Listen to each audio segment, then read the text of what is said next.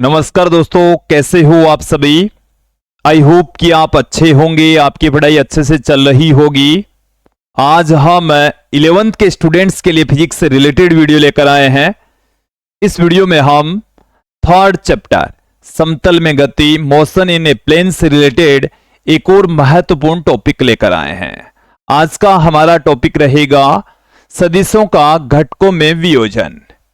सदिशों का घटकों में वियोजन हम दो तरीके से करने वाले हैं, द्विविमीय वियोजन और त्रिविमीय वियोजन। और आज के इस वीडियो में सदिशों का द्विविमीय वियोजन यहां पर देखेंगे, समझेंगे। ये जो टॉपिक है वो काफी महत्वपूर्ण टॉपिक है, क्योंकि आने वाले समय में ये बार बार यूज में आएगा। जब तक हम सदिश या फिजिक्स पढ़ेंगे तब तक ये यूज में आता रहेगा। तो बहुत बार आने वाले समय में इसको हम काम में लेंगे, तो इसलिए आज ही इस टॉपिक को अच्छे से समझ लें ताकि इन फ्यूचर हमें कोई दिक्कत ना हो।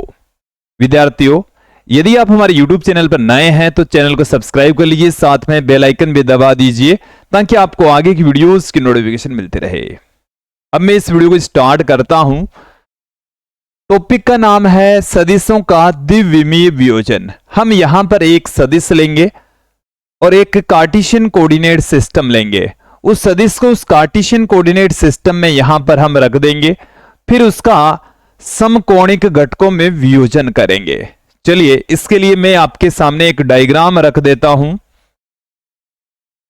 देखिए क्या है,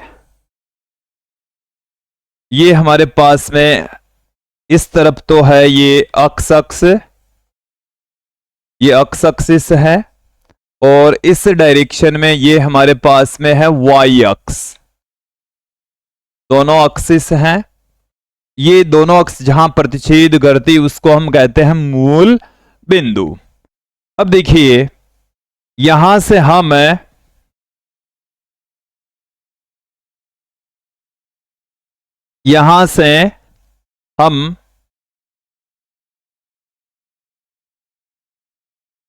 एक सदिश में लेकर चल रहा हूं। ये मैं यहां पर ले लेता हूं एक सदिश इस तरीके से। ये हमारे पास में एक सदिश है और इस सदिश को मैं ए वेक्टर से लिख रहा हूं। ये जो सदिश है इसको हम किससे पुट कर रहे हैं? ए वेक्टर से। कार्टेशियन कोऑर्डिनेट सिस्टम में रखा है। अक्ष एक्सिस के साथ में ये जो सदिश है वो थीटा कोण बनाए हुए हैं। एक बार इतना समझ लीजिए। इसको मैं लैंग्वेज के रूप में यहां पर पुट कर देता हूं। मान लिया कि हमारे पास में एक सदिश है, माना ए वेक्टर। कार्तीय निर्देश तंत्र में कार्तीय निर्देश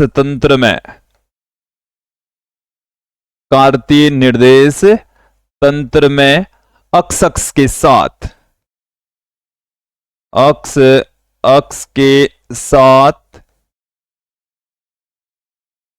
अक्ष के साथ थीटा कोण बनाए हुए हैं।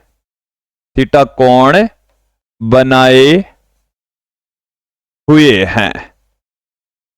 अक्ष एक्सिस के रेस्पेक्ट इन्होंने कितना एंगल बना रखा है? थीटा कोण बना रखा है।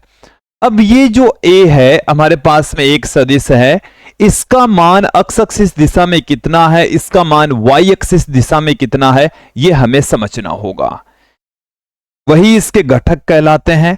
घटकों में वियोजन को देखने के लिए यहां से इसके ऊपर लंब डालेंगे इस तरीके से, और इसके ऊपर भी एक लंब डाल दीजिए इस तरीके से। ओके, ये हमारे पास में डायग्राम हो गया। अब देखें, यहां से इसके ऊपर लंब डालेंगे तो यहां से लेकर यहां तक का जो भाग है ये इसका एक घटक हो जाएगा। इसको हम कहते हैं अक्ष एक्सिस दिशा में घटक। इसको हम ए अक्ष से पुट करेंगे। यह है ए अक्ष वेक्टर, और यहां से इधर इस वाई एक्सिस की दिशा में ये हमारे पास में इसका एक घटक हो जाएगा। इसको हम कहेंगे ए वाई वेक्टर। यह है ए एक्स वेक्टर, यह है ए वाई वेक्टर। इतना समझ में आ गया? तो ये जो ए वेक्टर है इसको हमने दो टुकड़ों में तोड़ दिया, ए एक्स वेक्टर और ए वाई वेक्टर। तो देखिए, यदि ये ए वाई वेक्टर है तो यहां से इधर भी ये ए वाई वेक्टर होगा। ये क्या होगा? ए वाई वेक्टर।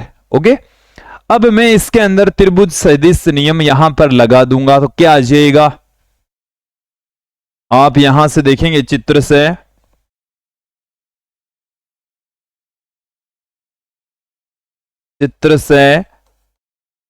चित्र में हम त्रिभुज सदिश नियम अप्लाई करने जा रहे हैं।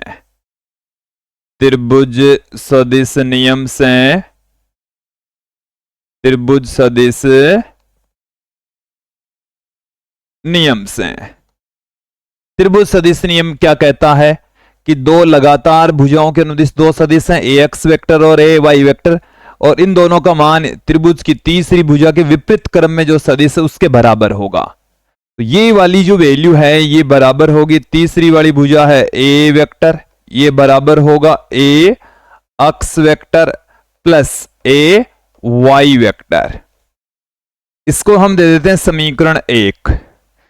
अब देखें, एक्स एक्सिस दिशा में जो एकांक सदिश होता है उसको हम लिखते हैं आई कैप से, और वाई एक्सिस दिशा में जो एकांक सदिश होता है उसको हम पुट करते हैं जे कैप से। ये एक्स एक्सिस दिशा में, ये वाई एक्सिस दिशा में। ओके, तो हम एकांक सदिशों को देखो कैसे लिख सकते हैं एक्स एक्स दिशा में, आप ध्यान देना, एक्स एक्स दिशा में, एक्स एक्स दिशा में, एक्स एक्सिस दिशा के अंदर जो एकांक सदिश है आई केप, ये हो जाएगा सदिश बट्टे में सदिश का परिमाण। तो ए एक्स वेक्टर, एक्स एक्सिस दिशा में सदिश क्या है ए एक्स वेक्टर, इसका परिमाण क्या है ए, तो यहां से अपने पास में क्या आ गया, ए एक्स वेक्टर बराबर आ गया है ए आई केप, ए आई केप आ गया, मतलब ए एक्स वेक्टर बराबर आ गया, सॉरी यहां से ए एक्स आएगा, इधर भी इसको ए एक्स ही लिखना पड़ेगा, तो ए एक्स आई केप ये आ गया, ए एक्स वेक्टर बराबर क्या आ गया है ए एक्स आई केप, और यहीं से इसी तरीके से अपने पास में क्या आ जाएगा ए वाई वेक्टर, ए वाई वेक्टर बराबर आ गया है, इस डायरेक्शन के अंदर जो सदिश है एकांक सदिश वो है जे कैप, तो ए वाई जे कैप।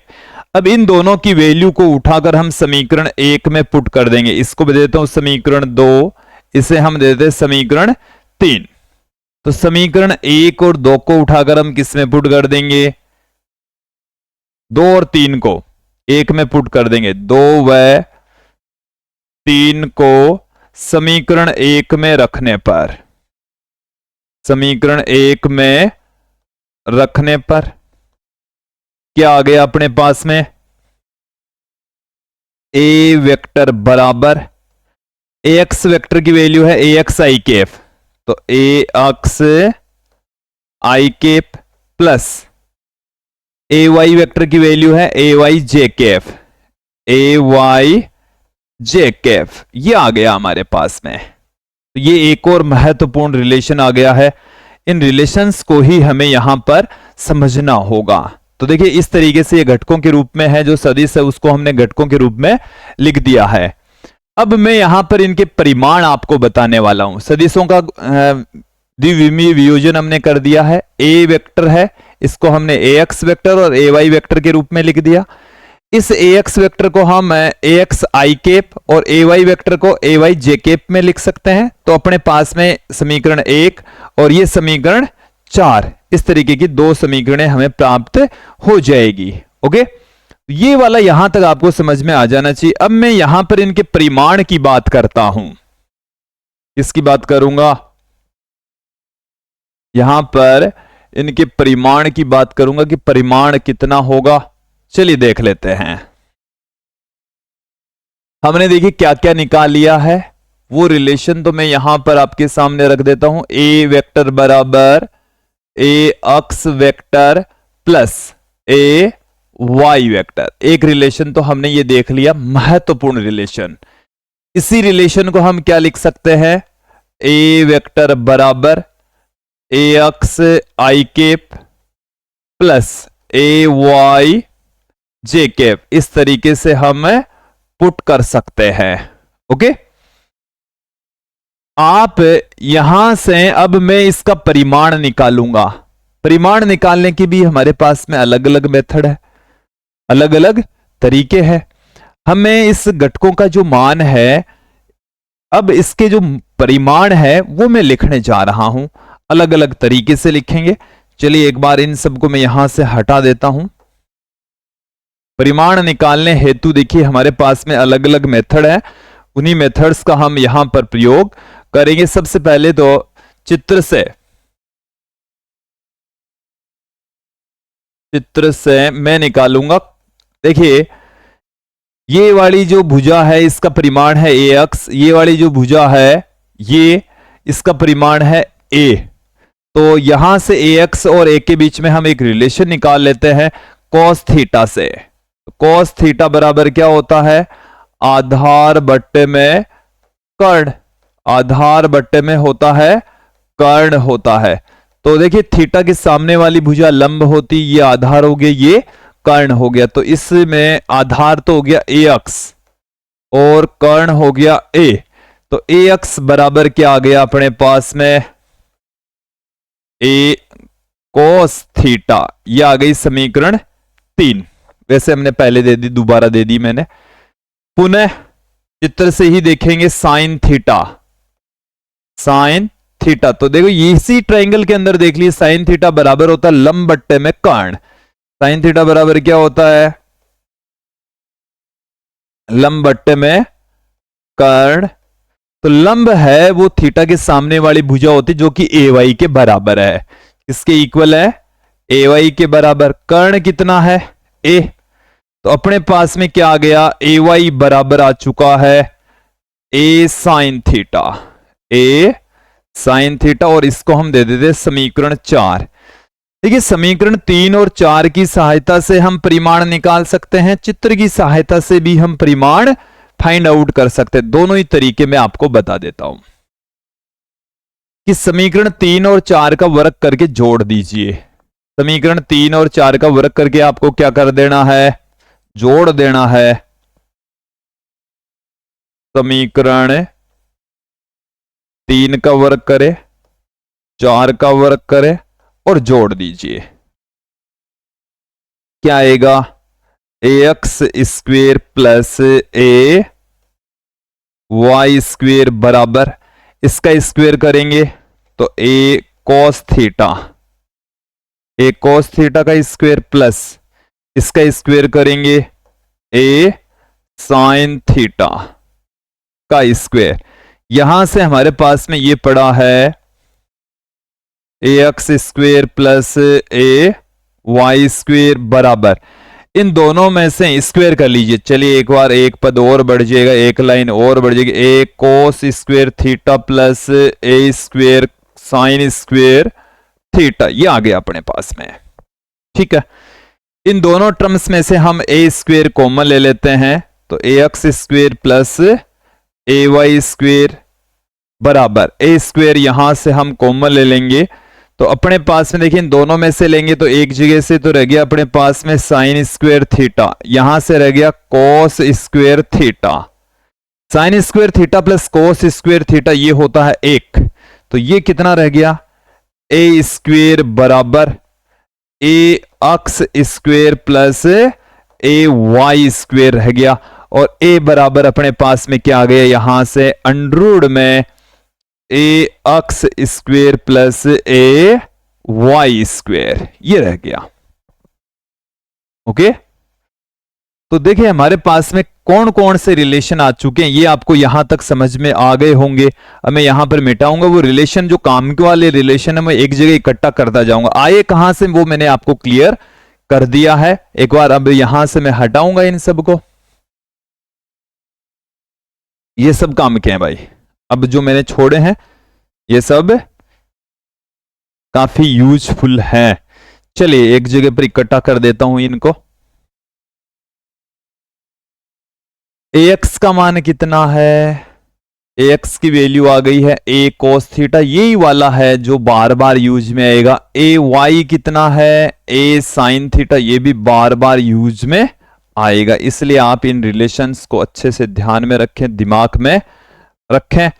एक हमारे पास में इसका परिमाण आ चुका है ए एक्स का स्क्वायर प्लस ए वाई का स्क्वायर। आप इस ट्रायंगल की सहायता से ये एक समकोण त्रिभुज है और समकोण त्रिभुज में कर्ण का सूत्र लगाकर भी ज्ञात कर सकते हैं। परिमाण ज्ञात करेंगे तो इस त्रिभुज के अंदर ये वाली भुजा है वो तो है ए, ये वाली भुजा है ये है ए एक्स, ये वाली भुजा है ए वाई। तो किसी भी समकोण त्रिभुज के अंदर पाइथागोरस प्रमेय लगाइए, पाइथागोरस प्रमेय से पाइथागोरस प्रमेय लगाओगे तो वहां से अपने पास में क्या आ जाएगा, कर्ण का स्क्वायर बराबर देखिए आधार स्क्वायर प्लस लंब स्क्वायर। ये हम जानते हैं पाइथागोरस प्रमेय ये होती है। तो कर्ण यहां पर है ए, तो एक का स्क्वायर बराबर आधार स्क्वायर, आधार यहां पर है ए एक्स, तो ए एक्स का स्क्वायर, फिर लंब यहां पर है ए वाई, तो ए वाई का स्क्वायर। तो यहां से यदि आप इसका अंडूड करेंगे तो ये वाला रिलेशन ही आ जाएगा। तो परिमाण ज्ञात करने का तरीका ये है, घटक ये है, एक घटक ये है, दूसरा वाला घटक ये है, ये आपको ध्यान में रखने होंगे। देखिए मैंने यहां पर 4 सूत्र आपके सामने रख दिए हैं कि जो सदिश है उसको हमने 2 सदिशों के रूप में लिख दिया, इन दोनों सदिशों को इस तरीके से लिख दिया। अब ए एक्स का मान ये होता है, ए वाई का मान ये होता है, यहां पर रखकर भी निकाल सकते थे, यहां पर रखकर भी इनकी वैल्यू फाइंड आउट की जा सकती थी। थोड़ा सा देखो मैं आपको और समझाता हूं। हमने पहले पढ़ लिया है कि किसी भी जैसे आपके पास में सदिश है उसका परिमाण कैसे निकालें, तो आई कैप के गुणांक का वर्ग, जे कैप के गुणांक का वर्ग, के कैप के गुणांक का वर्ग, इनका आप जोड़ कीजिए फिर अंडूड लीजिए, तो वो वहां से हमारे पास में एक रिलेशन आ जाएगा जो परिमाण को बताएगा, जो कि क्या बताएगा, परिमाण को बताएगा। अब यहां पर देखिए जो परिणामी सदिश उसकी डायरेक्शन कैसे निकालेंगे, परिणामी सदिश की दिशा, परिणामी सदिश की दिशा, परिणामी सदिश की डायरेक्शन के लिए देखिए इसके अंदर हम इसका भाग लगा देंगे, तो अपने पास में ए साइन थीटा अपॉन ए कॉस थीटा।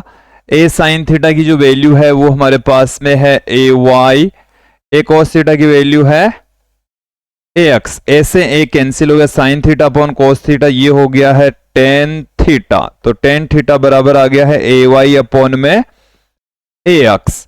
तो यहां से थीटा बराबर हमें एक रिजल्ट मिल चुका है टेन इनवर्स ए वाई अपॉन में ए एक्स, ये वाला रिलेशन मिल चुका है। ओके, ये आपको समझ आ जाना चाहिए। अब देखिए कई बार अपनों को घटकों में वियोजन करना पड़ेगा, तो कैसे करेंगे, उस घटकों में वियोजन को आप एक बार अच्छे से समझ लें। जैसे मैं आपको बताता हूं कि बहुत सारी जगह अपने को इस तरीके से घटकों में वियोजन करना पड़ेगा, तो कैसे घटकों में वियोजन करेंगे वो थोड़ा सा आपको समझना होगा।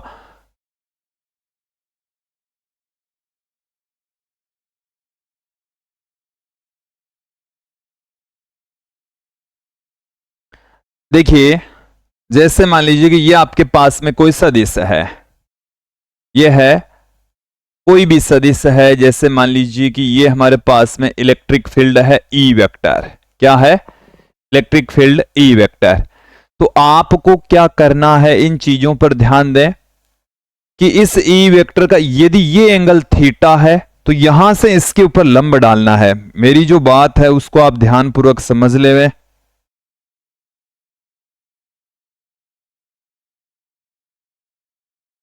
ऐसा है तो यहां से इसके ऊपर लंब डालेंगे, क्या डालना आपको, लंब डालना है, यहां से इसके ऊपर लंब डालना है। ये जो लंबों की यहां से ये जो वैल्यू हमें प्राप्त हुई है यहां से लेकर यहां तक, ये इसका एक घटक हो गया, एक्स एक्सिस दिशा में इसका घटक हो गया है, ये वाई एक्सिस दिशा के अंदर इसका घटक हो गया है। ठीक है, ये वाला जो घटक है इसको हम EX से कह दें, इस वाले घटक को हम क्या कह सकते हैं, EY से कह सकते हैं। अक्ष दिशा में जो घटक है वो जिधर थीटा होगा उधर कॉस आएगा, तो E cos थीटा हो गया, और इस डायरेक्शन में आएगा E sin theta, E sin theta, तो E cos थीटा इस डायरेक्शन में है E sin थीटा। ओके, ये आपको समझ लेना है। और देखिए यहां से कई बार क्या करते हैं स्टूडेंट्स, इस तरीके से जैसे अपने पास में ये सदिश हैं, ऐसे ये घटक कर देते हैं, ऐसे ये घटक कर देते हैं, ये सही नहीं है। हालांकि चाहे आप इनकी वैल्यू जैसे ये E है, इसको आप E cos थीटा कह दे, ये सही नहीं है। ये कहने में तो घटक तो यही होंगे, पर इन घटकों की जो लेंथ है वो यहां से लेकर यहां तक की होगी, ये यहां तक की होगा एक्चुअल में ये कहां तक होगा, यहां से लेकर यहां तक होगा। और ये वाला कहां तक होगा, इससे इसके ऊपर लंब डालो, और ये यहां तक होगा।